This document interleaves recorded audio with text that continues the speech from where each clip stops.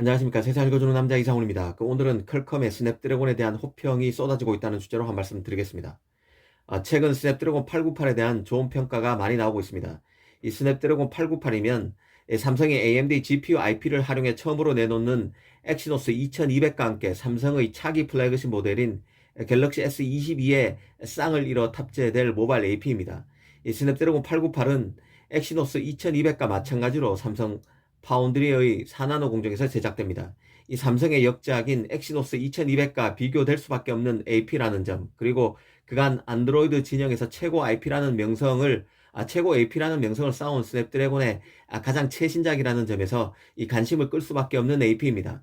특히 이번 스냅드래곤 898이 엑시노스 2200보다 성능이 떨어질 경우 퀄컴 입장에서는 최고 고객인 그 삼성으로부터 AP 수요가 줄어들 수 있다는 점 때문에 이 퀄컴이 심혈을 기울여 내놓을 수 있는 내놓아야 하는 AP라는 점도 눈여겨봐야 합니다.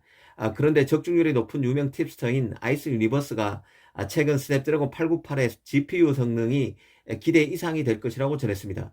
이번 언급에 앞서 레노버의 한 임원도 스냅드래곤 898의 GPU가 대단히 업그레이드 될 것이라고 밝히기도 했습니다.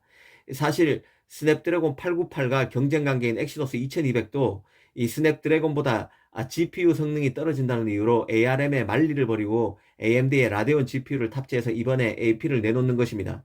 그런데 스냅드래곤 898의 GPU 성능이 대단히 업그레이드 됐다는 소식이 들리니 참 아이러니하다는 생각도 듭니다.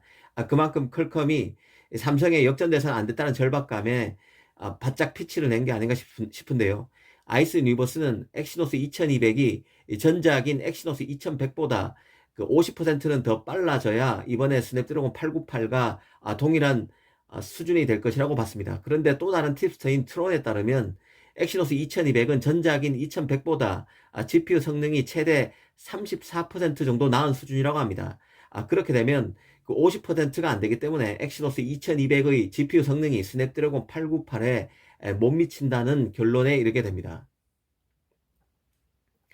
아직 그 최종 제품이 공개되지 않았고 이런저런 벤치마크 테스트 결과와 유명 팁스터 언급에 따른 평가이기 때문에 모두 믿기는 어렵습니다. 이런 결론도 한계가 있다는 얘기죠. 다만 이 퀄컴이 이번 스냅드래곤 898에 그 뼈를 가는 노력을 기울였으면 미뤄 짐작할 수 있다는 생각입니다. 그 엑시노스 2200이 GPU 성능 업그레이드를 위해서 불러들인 AMD는 사실 그 퀄컴과 얽혀 있습니다. AMD에서 그래픽을 하던 최고 엔지니어들이 대거 퀄컴으로 넘어갔고 이들이 퀄컴의 아드레노 GPU를 만들었습니다. 이런 인연을 떠올리면 엑시노스 2200과 스냅드래곤 898의 GPU 경쟁은 더 흥미로울 수밖에 없습니다. 사실 인생이나 제품이나 특정 계기가 있어야 더 발전합니다. 엑시노스의 경우 스냅드래곤보다 성능이 너무 처진다는 혹독한 비판을 받은 적이 있습니다. 아예 그 갤럭시 폰에서 엑시노스를 완전히 버리라는 주주 요구까지 감수해야 했던 게 삼성이었습니다. 그래서 삼성은 자신이 미래를 보고 키워왔던 몽구스라는 CPU IP팀을 해체하는 강수를 뒀습니다. 그리고 다시 그 ARM에 CPU IP를 쓰기로 결정했고 GPU 쪽은 ARM을 버리고 AMD 쪽 IP를 쓰기로 한 것입니다. 그 엑시노스의 업그레이드 이면에는 삼성 입장에서는 숨기고 싶은 과거가 있다는 뜻입니다. 이 퀄컴도 그간 자존심에 흠집이 가는 일이 상당히 많았는데요. 이 모바일 AP에서는 비록 자신이 안드로이드 진영 1위라고는 해도 iOS 진영의 애플에 너무 뒤진다는 평가를 받았고 특히 그 자신이 먼저 진출한 ARM 기반 노트북용 CPU에서도 그 애플이 M 시리즈를 내놓자마자 왕관 자리를 내줘야 했습니다.